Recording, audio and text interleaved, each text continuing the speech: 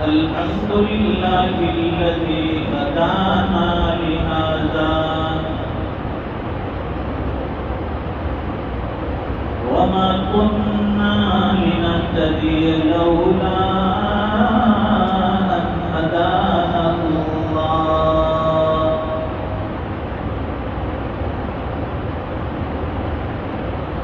لقد جاءت رسل ربنا بالحق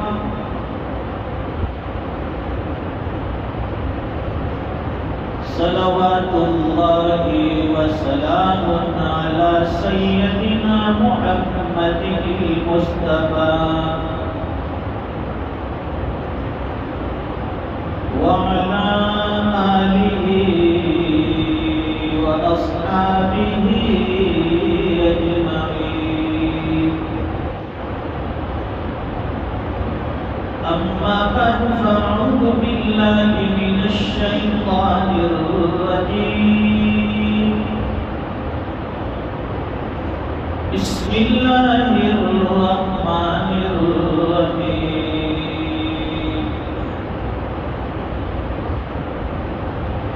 يا أيها الذين آمنوا اتقوا الله حق تقاته ولا تموتن إلا وأنتم مسلمون. صدق الله العظيم.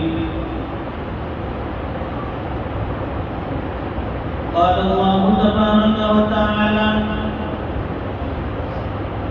إن الذين آمنوا وعملوا الصالحات سيجعل لهم الرحمن ودا.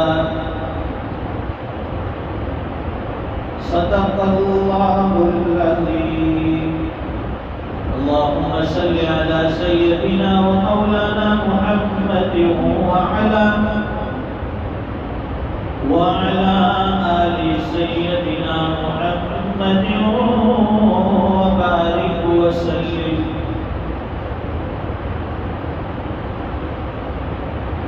بزرگ اور دینی بھائیوں،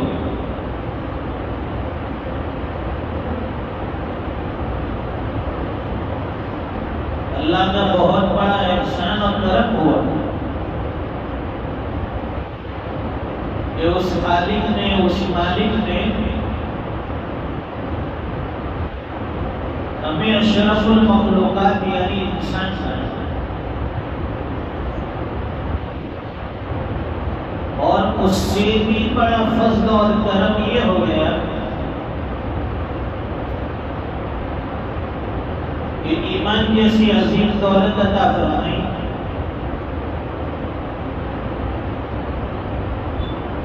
ترازو کے ایک پلڑے میں ایمان رکھ دیا جائے اور دوسرے پلڑے میں ساتوں زمین آسمان. سمجھو کہ ایمان والا پلڑا جھکنے والا،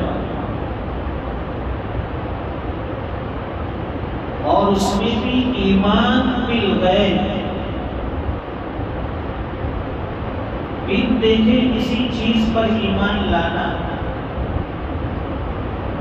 یہ بہت بڑی چیز کہلائی.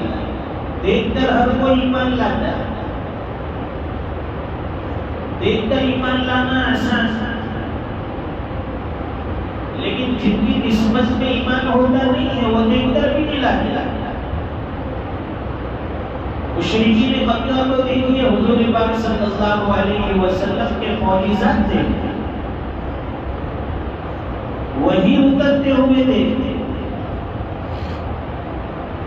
لیکن قسمت میں ایمان نہیں تھا. ٹال پٹول کرتے رہے، ہیلے حوالے کرتے رہے، بہانہ بازی کرتے رہے، معجزات کو دیکھ کر کہنے لگے کہ یہ تو جادو ہے. الیاذ باللہ، محمد تو جادو کے زور پر یہ ساری چیزیں دکھاتا ہے، کرتا ہے. مقدر میں ایمان نہیں ہوتا ہے تو انسان کی عقل اور سمجھ کو اس کا ساتھ نہیں دے. اور جن کو اللہ عقل سلیم عطا فرمائے، سمجھ بوجھ والی عقل، وہ اشارے پہ سمجھ جاتا ہے، اشارے پہ مان جاتا ہے۔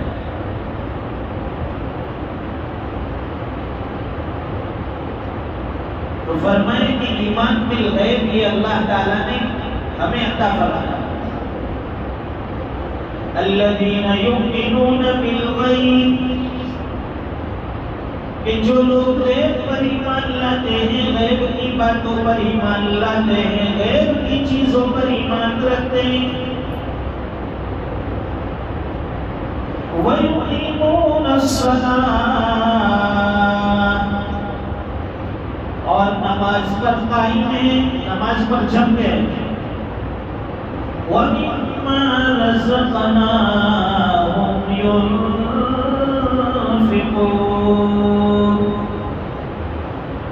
اور اللہ کے دیے ہوئے مال میں سے اللہ کے راستے میں بھی خرچ کرتے ہیں۔ ایمان بالغیب، نماز اور انفاق فی سبیل اللہ، یہ بڑی اونچی سی بات ہے۔ تو غیب پر ایمان لانا،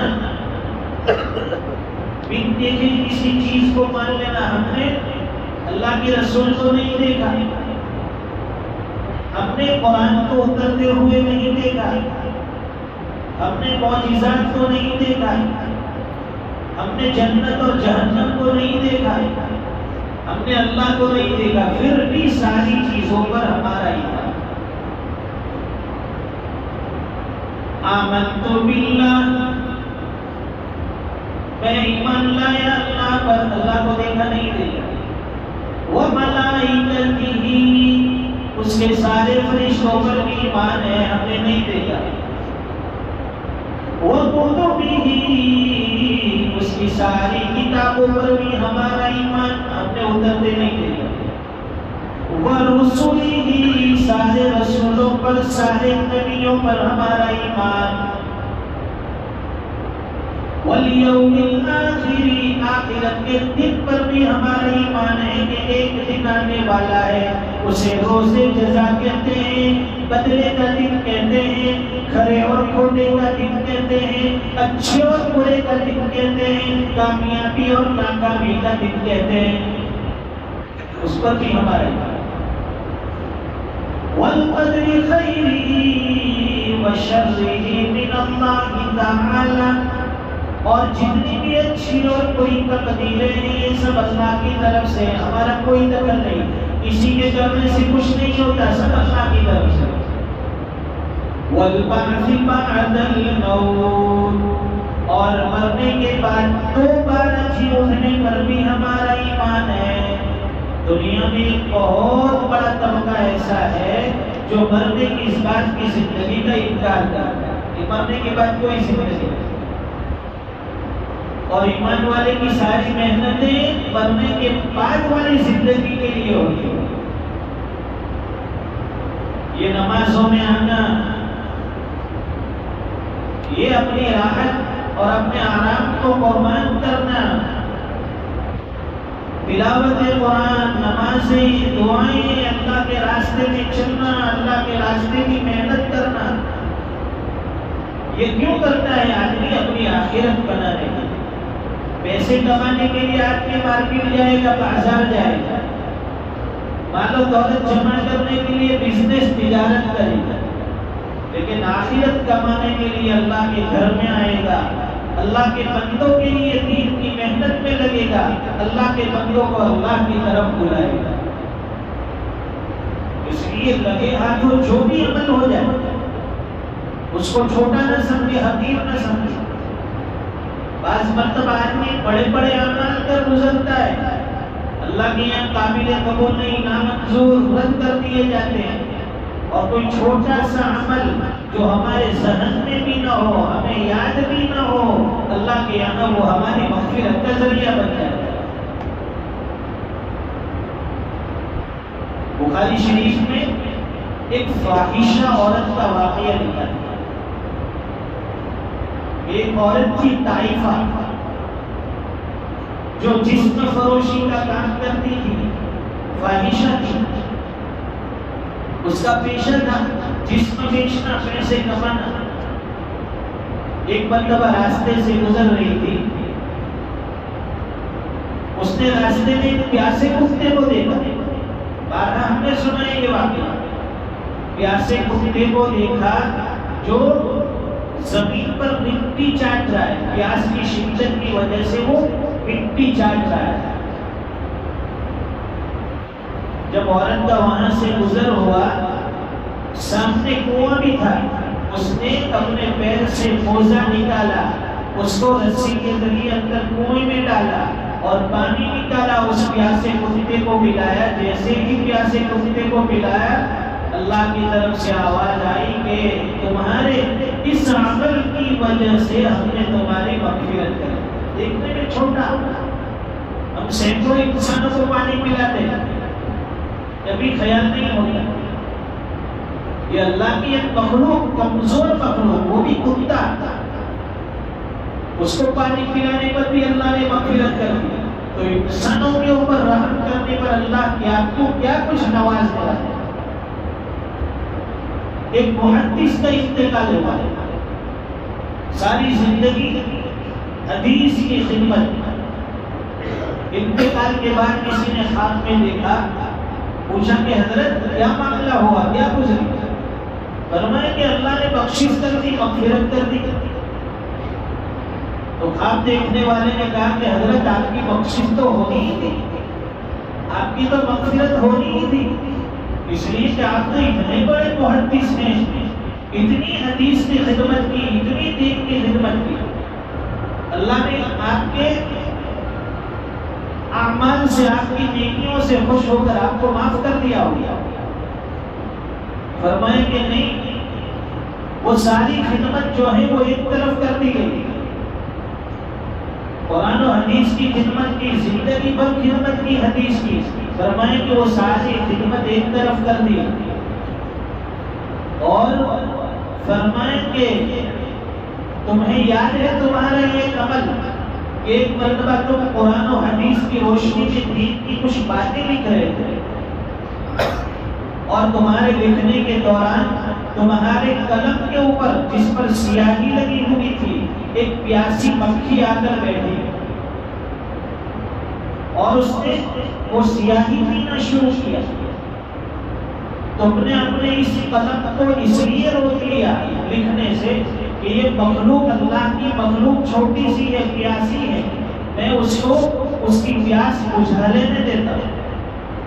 یہ سوچ کر تم نے اس قلم کو روکے رکھا، اس مکھی نے اپنی پیاس بجھائی، اڑ گئی۔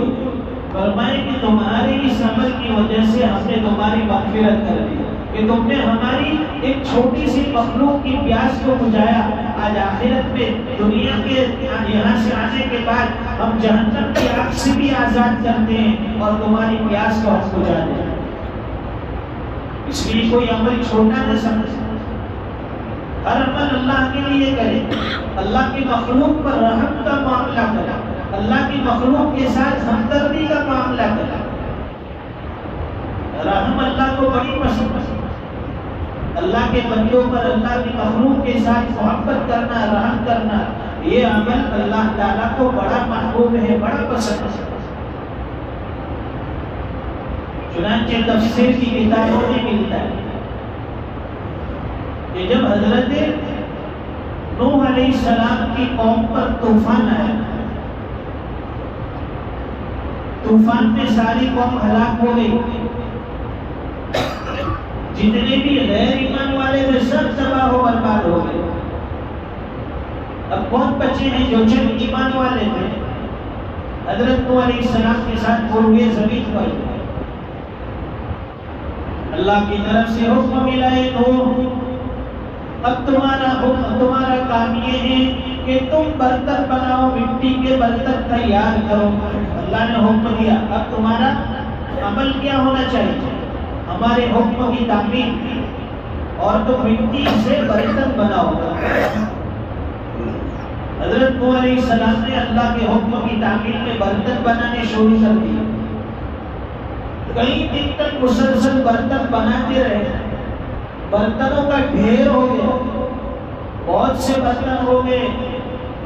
پھر اللہ کی طرف سے حکم ملا، اے نوح اب ہمارا حکم یہ ہے کہ ان سارے برتنوں کو ایک ایک کر کے توڑ دو، جتنے برکت بنائے ہیں سب توڑ دو۔ حضرت نوح علیہ السلام عرض کرنے لگے الہ العالمین آپ نے حکم دیا کہ برکت بناؤ، میں نے حکم کی تعمیل کی، یہ برکت بنائے، میں نے بڑی محنتوں سے یہ برکت بنائے ہیں اور اب آپ کہہ رہے ہیں کہ اس کو توڑ دیا جائے۔ اللہ نے فرمایا کہ ہاں تو اس کو توڑ دو۔ حضرت نوح علیہ السلام نے وہ برکت توڑ کر دیے، لیکن دل اندر سے دکھ رہا تھا کہ کتنی محنت کی ہے، کتنی محنت سے یہ برکت بنائے، اب اسے توڑا جا رہا ہے۔ اب تعالیٰ شانوں نے فرمایا نوح تم نے ہمارے حکم سے یہ برکت بنائے، ہم نے حکم دیا برکت بناؤ، تم نے بنائے، ہم نے حکم دیا کہ اسے توڑ دو، تم نے توڑا۔ نہ مٹی تمہاری ہے، نہ خواہش تمہاری تھی، مٹی بھی ہماری اور حکم بھی ہمارا تھا، ہمارے حکم سے تم نے یہ برکت بنائے، لیکن جب توڑنے کا وقت آیا تمہارے دل میں درد ہوا کہ میں نے بڑی محنت کی ہے۔ اب تعالیٰ شانوں نے فرمایا اے نوح جب تمہیں اپنے ہاتھ سے بنائے ہوئے برکت کے توڑنے میں بڑی تکلیف ہو رہی ہے، پھر سوچو کہ تم نے صرف اپنی زبان سے ایک مرتبہ کہا رب لا تذر علی الارض من الکافرین دیارا، اے الہ العالمین روئے زمین سے سارے کافروں کو ہلاک کر دیجئے، تباہ کر دیجئے، ایک بھی کافر بچنے نہ پائے۔ تمہارے ایک مرتبہ کہنے سے میں نے سارے روئے زمین کو کافروں سے پاک کر دیا۔ یہ آخر میں میری ہی مخلوق تھی، میں نے ہی ان کو اپنے ہاتھ سے بنایا تھا، تو کیا میں یہ چاہوں گا کہ میں اپنے ہاتھ سے بنائی ہوئی اپنی مخلوق کو تباہ و برباد کروں؟ اللہ تعالیٰ اس میں یہ اشارہ دینا چاہتے ہیں کہ جب تم اپنے ہاتھ سے کوئی چیز بناتے ہو، تمہیں اسے ہلاک کرنے میں، توڑنے میں تمہارے دل میں درد ہوتا ہے۔ اللہ کو بھی اپنی مخلوق کو عذاب دینے میں مزہ نہیں آتا، اللہ کو بھی اپنی مخلوق کو تکلیف پہنچنے سے تکلیف ہوتی ہے۔ جب کوئی اللہ کی مخلوق کو تکلیف پہنچاتا ہے تو وہ اللہ کو تکلیف پہنچاتا ہے، چاہے وہ کافر ہو۔ اس لیے علماء نے لکھا ہے کہ جو آدمی کتنا بھی بڑا گنہگار ہے، سامنے والا آدمی کتنا بھی بڑا گنہگار ہو، فرماتے ہیں کہ اس گنہگار سے نفرت مت کرو، اس کے عمل سے نفرت کرو کہ اس کا جو عمل ہے گناہ والا، اس سے نفرت کرنا جائز ہے، لیکن اس آدمی سے، اس کی ذات سے نفرت کرنا جائز ہے۔ کوئی آدمی شرابی ہے تو اس کا عمل اس کا یہ عمل قابل نفرت ہے کہ بھائی یہ شراب کا عمل کرتا ہے، شراب پینے کا عمل کرتا ہے، جوا کھیلنے کا عمل کرتا ہے، بدکاری کا عمل کرتا ہے، یہ سارے اعمال نفرت کے قابل ہیں، لیکن اس انسان سے، اس کی ذات سے نفرت کرنا ہمارے لیے جائز نہیں۔ سب کو اپنے سینے سے لگاؤ۔ حضور پاک صلی اللہ علیہ وسلم پر جن لوگوں نے پتھر برسائے، جن لوگوں نے کنکریاں برسائی، اللہ کے نبی رحمت للعالمین تھے، لوگ کہتے تھے بد دعا کر دیجیے ہلاک ہو جائیں گے۔ حضور پاک صلی اللہ علیہ وسلم نے فرمایا اللہم اہدنی قومی فإنہم لا یعلمون، اے الہ العالمین یہ میری قوم کو ہدایت عطا فرما، یہ نہیں جانتی، یہ نادان ہے، میرے مرتبے کو نہیں جانتی، اس لیے گستاخی کر رہی ہے۔ اللہ تعالیٰ ہمیں کہیں سنی باتوں پر عمل کی توفیق عطا فرمائے، زندگی ایسی جینے والا بنائے کہ اللہ کی مخلوق کے ساتھ محبت ہو جائے، اللہ کی مخلوق کی ضرورتوں کے پورا کرنے میں ہم لگ جائے، خلق خدا کو راحت پہنچانے والے بن جائے، انسانیت سے ہمدردی پیدا ہو جائے، اللہ کی ہر مخلوق کے ساتھ ہمارے دلوں میں ہمدردی آ جائے۔ وآخر دعوانا الحمدللہ رب العالمین۔